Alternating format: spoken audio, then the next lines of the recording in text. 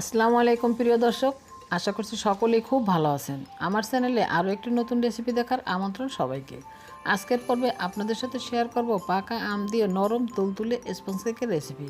আর এই নরম তুলতুলে স্পঞ্জ কেকটি চুলায় বেক করে দেখাবো। খুব সহজ ও সিম্পল একটি রেসিপি, যে কেউ খুব সহজে এই কেকটি বানিয়ে নিতে পারবেন। আশা করছি বরাবরের মতো আমার আজকের রেসিপিও আপনাদের কাছে ভালো লাগবে। রেসিপি ভালো লাগলে প্লিজ আমার চ্যানেলটি সাবস্ক্রাইব করে বেল আইকনটি অন করে দিবেন আমার পরবর্তী ভিডিওর নোটিফিকেশন সবার আগে পাওয়ার জন্য। আর বেশি বেশি লাইক, কমেন্ট ও শেয়ার করবেন। তাহলে আর কথা না বাড়িয়ে চলুন দেখে নেওয়া যাক কীভাবে চুলাতে এরকম পারফেক্ট একটা ম্যাঙ্গো কেক তৈরি করা যায়।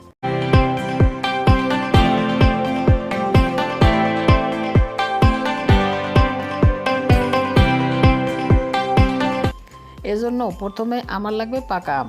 আমি এখানে বড় সাইজের একটা পাকা আম নিয়ে নিয়েছি। এবার আমটাকে আমি এভাবে কেটে নিচ্ছি। আমটা আমি ছোট ছোট কিউব করে কেটে নিয়েছি, তারপর ব্লেন্ড করে নিয়েছি। এবার যে মোল্ডের মধ্যে আমি কেকটা সেট করব সেই মোল্ডটা রেডি করে নিলাম। মোল্ডের মধ্যে একটা বেকিং পেপার দিয়ে সামান্য তেল ব্রাশ করে নিয়ে দিলাম। এবার একটা মিক্সিং বোল নিয়ে তার উপর একটা ছাঁকনি দিয়ে তার মধ্যে দিয়ে দিলাম 1 কাপ ময়দা, দিয়ে দিচ্ছি 2 টেবিল চামচ কর্নফ্লাওয়ার, 1 চা চামচ দিয়ে দিচ্ছি বেকিং পাউডার, হাফ চা চামচ দিয়ে দিচ্ছি বেকিং সোডা। সব কিছু একসাথে এবার চেলে নিচ্ছি। চেলে নেওয়া হয়ে গেলে একটা সাইডে রেখে দিচ্ছি। আবারও একটি মিক্সিং বোল নিয়ে নিলাম। এখন এই বোলের মধ্যে দিয়ে দিলাম 3টি রুম টেম্পারেচারে থাকা ডিম। আমি এবার ডিমের কুসুমগুলি আলাদা করে নিচ্ছি। ডিমের কুসুমগুলি আলাদা করে নিয়ে একটা সাইডে রেখে দিচ্ছি। ডিমের সাদা অংশটা নিয়ে একটা ইলেকট্রিক বিটারের সাহায্যে বিট করে নিচ্ছি। প্রথমে লো স্পিডে 1 মিনিট বিট করার পর বিটারের স্পিড বাড়িয়ে বিট করছি। আর এখন অ্যাড করে দিচ্ছি চিনি। আমি এখানে হাফ কাপ চিনি নিয়েছি। একবারে দেব না, অল্প অল্প করে দেব 3-4 বারে। 4 মিনিট বিট করার পর আমার ডিমের ব্যারাংটা একদম ফোম হয়ে গিয়েছে। দেখতেই পারছেন কেমন হয়েছে ফোমটা। ফোমটা যেভাবে রাখছি সেভাবেই থাকছে, কোনো রকম মিলিয়ে যাচ্ছে না। এ পর্যায়ে আমি অ্যাড করে দিচ্ছি ডিমের কুসুমগুলি। আবারও 20 সেকেন্ড বিট করে নিচ্ছি। 20 সেকেন্ড বিট করার পর এখন অ্যাড করে দিলাম তেল 1/4 কাপ, অ্যাড করে দিলাম ম্যাঙ্গো এসেন্স 1 চা চামচ। এখন অ্যাড করে দিলাম যে আমের পিউরিটা আমি ব্লেন্ড করে রেখেছিলাম সেটা। এবার 30 মিনিট বিট করে নিচ্ছি। এখন অ্যাড করে দিচ্ছি যে ময়দাটা আমি চেলে রেখেছিলাম সেটা। ময়দাটাকে আমি আবারও একটু চেলে নিচ্ছি। ময়দাটা 2-3 বার করে চেলে নিলে কেকটা সফট ও মসৃণ হয়। কিছুটা ময়দা দিয়ে ব্লেন্ডারের যে একটা কাটা রেখে দিয়েছিলাম সেটা দিয়ে এভাবে আস্তে আস্তে একই দিকে ঘুরিয়ে ঘুরিয়ে মিশিয়ে নিচ্ছি। এ পর্যায়ে কোনো তাড়াহুড়া করা যাবে না। আমি বাকি ময়দাটা দিয়ে দিলাম। সময় নিয়ে ধৈর্য ধরে কাজটা করতে হবে।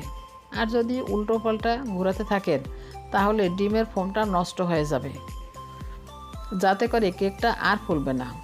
বেশ কিছু সময় নিয়ে সব কিছু খুব ভালোভাবে মিশিয়ে নিয়েছি। এবার যে মোল্ডটা রেডি করে রেখেছিলাম সেই মোল্ডের মধ্যে কেকের ব্যাটারটা ঢেলে দিচ্ছি। ঢেলে দেওয়া হয়ে গেলে একটি কাঠির সাহায্যে এভাবে ঘুরিয়ে ঘুরিয়ে দিচ্ছি। এতে করে ভিতরে যদি কোনো বাবলস থাকে সেটা বেরিয়ে আসবে। তারপর মোলটা হাত দিয়ে ধরে এভাবে ট্যাপ ট্যাপ করে নিচ্ছি। এবার বেক করব। এজন্য আগেই চুলায় একটি পাতিল বসিয়ে হাই ফ্লেমে 5 মিনিট প্রিহিট করে নিয়েছি। আর পাতিলের মধ্যে আগে একটা স্ট্যান্ড বসিয়ে দিয়েছি। এবার কেকের মোলটা স্ট্যান্ডের উপর বসিয়ে দিচ্ছি। বসানো হয়ে গেলে একটা ঢাকনা দিয়ে পাতিলটা ঢেকে দিচ্ছি। আর ঢাকনার সাথে যে ছিদ্র আছে সেটাও বন্ধ করে দিয়েছি। এবার চুলার আঁচ লো আর মিডিয়ামের মাঝামাঝি রেখে বেক করব 30 থেকে 35 মিনিট। প্রিয় দর্শক, চলে আসলাম 35 মিনিট পর। দেখতেই পারছেন আমার কেকটা কতটা ফুলে উঠেছে। আমার মনে হয় কেকটা হয়ে গেছে। আমি এবার ঢাকনাটা সরিয়ে নিচ্ছি। তারপর একটা কাঠির সাহায্যে চেক করে নিচ্ছি। এই তো কাঠিটা একদম ক্লিন এসেছে, তার মানে কেকটা একদম হয়ে গেছে। আমি এবার কেকটা পাতিল সহ চুলা থেকে নামিয়ে নিচ্ছি। কেকটা চুলা থেকে নামিয়ে সাথে সাথে একটা টাওয়েল দিয়ে ঢেকে দিচ্ছি। এভাবে ঢেকে রাখবো ঠান্ডা হওয়া পর্যন্ত। এতে করে কি হয়, কেকটা আর শুকিয়ে যাবে না। ঠান্ডা হওয়ার পর টাওয়েলটা সরিয়ে নিলাম। দেখতেই পারছেন কেকটা কিন্তু চুপসে যায়নি। আমি এবার মোল্ড আউট করে দেখাচ্ছি। মোল্ড আউট করার পর দেখতেই পারছেন কেকটা কতটা পারফেক্ট হয়েছে। আমি এবার একটা প্যান চুলায় দিয়ে তার মধ্যে দিয়ে দিলাম 1/4 কাপ আমের পিউরি, অ্যাড করে দিলাম চিনি 1 টেবিল চামচ। এবার ভালো করে মিশিয়ে নিচ্ছি।